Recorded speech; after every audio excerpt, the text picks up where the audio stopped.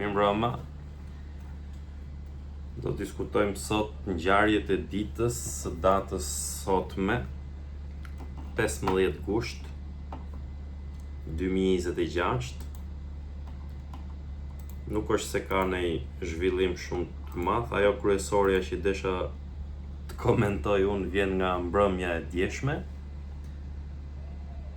ku në një republikë ku presupozohet që t'jemi, presupozohet se në nuk jemi, po themi që duhet jemi një shtet demokratik me pushtetet ndara, kryetari i ekzekutivit merr pjesë në zjafete të organizuara nga kryetari i gjykatës supreme, gjykatës më të lartë të vendit. Edhe është fjala për Ramën dhe Sokol Sadushin. E keni pa besoj atë foton që del Rama shef kështu si daçok aty në fshatin Vajzë të Vlorës. Nuk do kishte problem kjo nëse do ishte një event, ku diu, një event shumë i madh kombëtar edhe një ngjarje kombëtare, edhe do rastisnin aty për festa nëntore, ja ku diun për kujtimin e një figure të lartë përbashkuese të kombit e tjerë. Edhe nuk do kishte problem fare të ishte Rama Sadushi, ku diun, apo Bamir Topi. Por në fshatin e kryetarit gjykatës lartë, Sokol Sadushit, ky vet Sokol Sadushi organizon një festë atje vit për vit, shkon dhe kryeministri i vendit, rrin ul afër, një karrige më tutje kanë ish presidentin e Republikës, cilit Rama i thurë dhe elozhe në fjalimin që mban, tregon në fakt se çfarë republike jemi ne. Tregon edhe ato që flasin për natë, ose e them unë për natë këtu, që drejtësia këtu ke ne është një organizatë kriminale partnere me qeveri. Sokol Sadushi nuk është një njeri i thjesht, është një njeri që ka vite në sistemin e drejtësisë, kontrollon gjykatën e lartë, është kryetari i kolegjeve gjykatave, pra përveç se kontrollon atë si institucion gjykatën e lartë, kontrollon edhe shumë institucione të tjera. Sokol Sadushi që shumë njerëz e mendonin që është njeri i Erion Veliajt e po përgatit vendime të kolegjeve të bashkuara për liruar Erion Veliajn, e ma menja edhe Erion Veliaj, e ma menja si maci për petullat në burg Durrësit, se do e lirojnë Sokol Sadushi nga burgu. Në fakt, këtë e kam thënë dhe një herë më herët, po ja vlen ta përsërisësh. Erion Veliaj nuk është pjesë e nomenklaturës që sundon Shqipëri. Pra nuk është fëmia, ai e ka pas përdor, po e përdorte për propagandë, që unë jam biri punëtorëve të thjeshtë, kujtun oficerët që ai ka pas teatrin e tjamët, po e përdorte për propagandë, por në realitet duhet ta kishte kuptuar që atëherë që ky nuk është e shtresës së byros politike dhe nomenklaturës komuniste që të merrte aq shumë sa që u hap oreksi nga Partia Socialiste. Edi Rama është biri i nomenklaturës. I këta Sadushrat e këta të gjithë prap janë pjesë e kastës së trashëgimisë së komunizmit. Belinda Balluku pranaj është e fuqishme, sado që ja ka vrarë në veri gjyshin e internime e gjëra, prap ka qenë është pjesë e asaj tavës që ka sundu Shqipërinë për 45 vjet. Edhe pretendon të Erioni Shkret që do hynte dhe do bëhej dhe ai pjesë në sundimin e Shqipërisë. Pra ky është gabimi i tij, që do të thotë që ai s'ka qenë politikan as i dite, po ka qenë një tip sharlatani që për cilin tani edhe ndoshta edhe të vje keq, domethënë se si ku ka përfundu nga mos kuptimi i gjërave, nga që është i trashë. Pra kjo është drejtësia. Drejtësia në Shqipëri komandohet tërësisht në çdo qeliz nga Edi Rama. Derisa në një festë që nuk ishte nevojshme të shfaqeshin bashkë aty kryeministri i vendit me kryetarin e gjykatës lartë, Dhe ata shfaqen për t'ju tregu shqiptarëve, për t'ju tregu atyre që dalin shesh për natë, për t'ju tregu dhe kundërshtarëve të vet, o kujt unë gjithëve, që këtu jemi ne, sundojmë ne, edhe s'na e hapër asnjërin. Pra kjo është tip demonstrimi i forcës, se nuk bëjnë lëvizje rastësore këta, si që lloj Rama vlorë me pushime, hajde po shkoj edhe unë, atje e ka thirrë sa dushi, për të demonstru forcën edhe për të tregu që Shqipëria është një shtet që qeveriset nga një njeri i vetëm dhe nuk ka drejtësi të pavarur, nuk ka asnjë lloj institucioni të pavarur. Kjo është domethënia e asaj fotoje. Shto këtu edhe budalliqet që bërë Erion Velia që përpiqet thotë që prokurori Nolz Dado e ka emru Bamir Topi dhe Ina Rama në mënyrë të palishme, me allishverishvete, me ryshfete, kishte çu e dini, u kishte çu një dëshmitar në gjykatë që thoshte në kohën e Topit edhe të Ina Ramës merrshin nga 300.000 euro, nga 500.000 euro për të emru gjyqtarët e prokurorët. Por në fakt ai është Bamir Topi. Pra Bamir Topi ka fillu bashkëpunimin me Edi Ramën herët. Pra ndoshta qysh kur ka hyrë në presidencë ose edhe më herët, edhe është në linjën e vet, është mik me këtë tjetrin, si e ka ky prefekti i Tiranës që thoshte e pa ta bëmen me i vrata se do shemjen, do rrëzonin bustin e Enver Hoxhës, që ka qenë shefi sampistave, si ka pas Qim Hajdari. Pra janë një kast e nomenklaturës vjetër e regjimit vjetër, pra ata sundojnë akoma. Tu ka një gabim, pastaj faji, pse gjithmonë i dalin këta Partisë Demokratike, pse gjithmonë Berisha ka qeverisë me këta.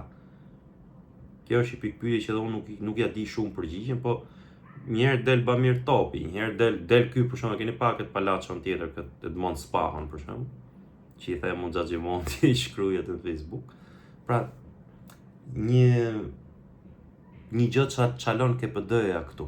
Pra nuk e ka fajin Bamiri se është tradhtar, e kanë fajin ata që e kanë majt aty. Nuk e ka fajin Xhaxhimonti se është maskara e vjell vrerë, po e kanë fajin ata që e kanë majt aty, e për tjerë me radhë gjitha. Tjetra një ngjarje e frikshme që më bëri shumë përshtypje dhe tregon se ku jemi ne, pra lidhet me drejtësi, këtu nuk ka frikë njeri.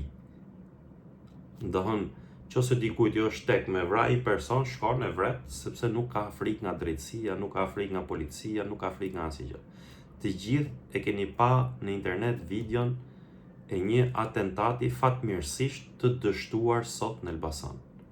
Ai burri duke pi kafe me gruan aty, e shef që del robi tjetër nga kafja, del jashtë atje duke folur në telefon, shkoni edhe pistoletën mas kokës, edhe nuk i shkrep. I turret mbrapa, pastaj nuk e di se kapi, nëse ishte arrestuar shishur zotit, dështoi. Po qetësia me të cilën edhe vendi ku zgjedh bën një atentat, ti hap trut tjetrit në mes të lokalit, në mes të vendit, në mes ditës, tregon shumë për këtë vend. Edhe e habitshme dhe gruaja që ishte në tavolinë me to, jo që klemerisë të kështu, po e qet aty ul në kafe për qef. Nuk e di se çfarë, po kjo tregon një Shqipëri të frikshme, një Shqipëri në sundimin e krimit, ose çdo njeriu që e kap një psikopati e momentit dhe nuk mendon frikë tjera, nuk ka frikë asnjë gjë. Pra nuk ka frikë se nuk ekziston shteti, se shteti është ai që ishte me bashk në fshatin Vajz. Pra Edi Rama shkon me i fest fshati, e kuptoni ju, Edi Rama që i ka neveri fshatarët, jo vetëm fshatarët, po çdo njeri, deri nga viti 2009, njerëz shumë të afërt sot me të. Pra janë njët sot me të, ma kanë pas tregu shprehimisht që çfarë zbonin këshilltarët e PR-it që t'i heqin neverin për t'u dhënë dorën njerëzve, se e kishte neveri t'ju jap dorën njerëzve, se thoshe njësin zjebet. Pra ky njeri shkoka tani për një fest se pas ka qef me shku në fshatin Vajz atje. Po shkon edhe për të kënaq atë mazokizmin e vet, që shoh njerëz cilëve u thot çave u shkrin bashkite, çave u bashkone, çave çasu bonu merr ujin e pishëm me i masakron, edhe ka qef edhe t'i shoh si të frejnë edhe t'i shoh edhe vetë se si, pra të shoh atë pjesën e neveritshme që ka qef ky, edhe të shijojnë drejt për drejt dhunën që i ushtron popullit ky, dhe kur populli e shef kështu me admirim të madh. Është një proces psikologjik ky që u ndodh këtyre lloj autokratësh siç është ky Joni. Ndërkohë vazhdon protesta në ditën e 77 të saj. Protestë heroike, protestë që nuk u ndal me darkën e Ramës dhe Alex Sorosit, se kur u thash atë natë unë që s'ka shpëtim më me Sorosin, s'ka kthim rapa më ky me Sorosin.